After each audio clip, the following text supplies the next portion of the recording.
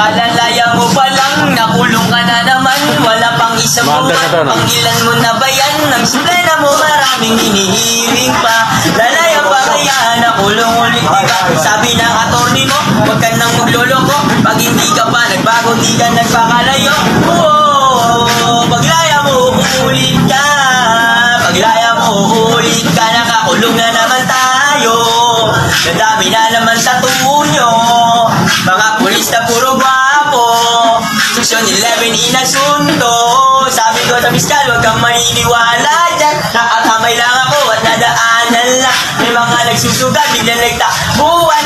Ako na lang yung naiwan at kinakapan. Di ako nakasigaw, gaw, nakatuto na kasi. Sa aking nagdalang baril na pulis na malaki. Mabilis akong natakot, di mapakali. Pinatungan ako ng isang sachet. Huwag tatanga-tanga kapag sa city hall ka na. Huwag kakaba-kaba kapag arrest mo 5.